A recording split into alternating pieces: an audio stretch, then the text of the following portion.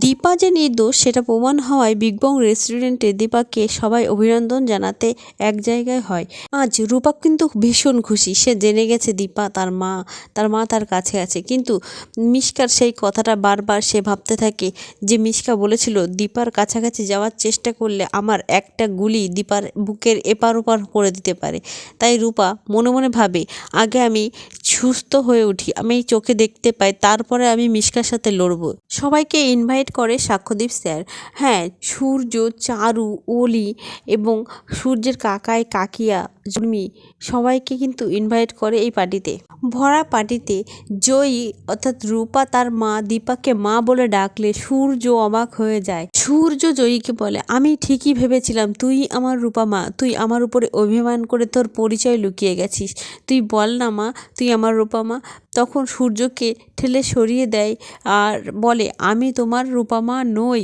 তখন দীপাকে সূর্য বলে, ও তোমাকে মা বলে ডাকছে, তুমি নিশ্চয়ই জানো ও আমার রূপা। তখন দীপা সূর্যকে বুঝিয়ে বলে, আসলে ওর তো মা নেই, ও তাই আমাকে মা বলে ডাকে, আমি ওকে বলেছি আমাকে মা বলে ডাকতে। এই কথা শুনে সূর্য কিছুটা শান্ত হয়।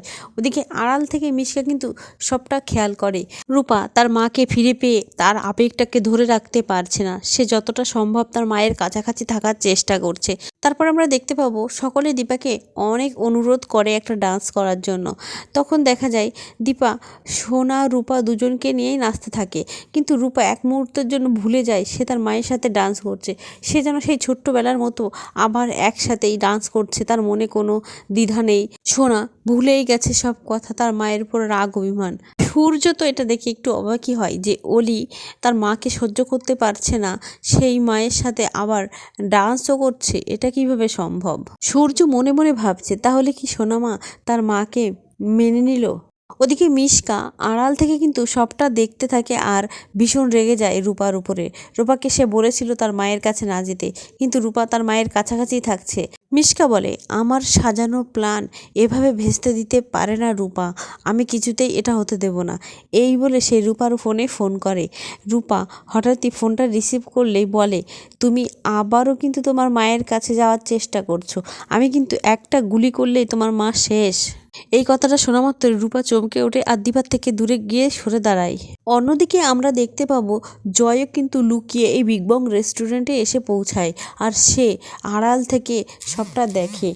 জয় আড়াল থেকে দীপকে উর্মিকে সবাইকে দেখে আর নিজেকে সামলে রাখতে পারছে না। জয় উর্মিকে ফোন করে আড়ালে ডাকলে উর্মি আসতে চায় না, কিন্তু উর্মিকে বারবার ফোন করায় উর্মি সাইডে যায় আর তখনই জয় তাকে জড়িয়ে ধরার চেষ্টা করে। তখন উর্মি তার থেকে দূরে থাকার চেষ্টা করে। জয় জড়িয়ে ধরে উর্মিকে বলে, আমাকে একবার ক্ষমা করে দাও না উর্মি। উর্মি বলে, আমি তোমাকে ক্ষমা করতেই পারি যদি তুমি তোমার ভুলটা পুলিশের সামনে স্বীকার করো। নিজে যদি এই দোষটা পুলিশের সামনে স্বীকার করে নাও তাহলে আমি তোমার জন্য অপেক্ষা করে থাকবো। জয় উর্মিকে বলে, আমি যদি সকলের সামনে সবটা স্বীকার করে নিই তুমি তাহলে আমাকে আগের মতো ভালোবাসবে তো। উর্মি বলে, একবার স্বীকার করেই দেখো। এটা বলে উর্মি জয়কে জড়িয়ে ধরে কান্নায় ভেঙে পড়ে। ওদিকে সূর্য সে মনে মনে ভাবছে যে আমি যদি দীপার সাথে একটু কথা বলতে পারতাম তাহলে খুব ভালো হতো। দীপাকে সূর্য বলে, একটু সাইডে আসবে দীপা, আমি তোমার সাথে কিছু কথা বলতে চাই। তখন দীপাকে নিয়ে সে সাইডে যায়। চারু সেটা দেখে মনে মনে কষ্টই পায়। সূর্য দীপাকে বলে, দীপা তুমি এই সব কিছুর থেকে আমাকে বাঁচাও, আমি আর এই মানসিক চাপ নিতে পারছি না। অলিমা যেভাবে ক্ষেপে উঠেছে চারুর সাথে আমার বিয়ে দেওয়ার জন্য, তাতে আমি পাগল হয়ে যাব, আমি আর সহ্য করতে পারছি না, একমাত্র তুমিই পারো দীপা এইসবের হাত থেকে আমাকে বাঁচাতে। তখন দীপা বলে, আমি কি করতে পারি ডাক্তারবাবু, অলি আমাকে পছন্দ করে না, ওইদিকে চারু আপনাকে প্রাণের থেকে বেশি ভালোবাসে, আমি কোন দিকে যাই বলুন তো। তো বন্ধুরা, সূর্য আর চারুর বিয়েটা কি হবে? বিয়েটা কি হতে দেবে দীপা, নাকি রূপা চোখের দৃষ্টি ফিরে পেয়ে এই বিয়েটা ভেঙে দেবে?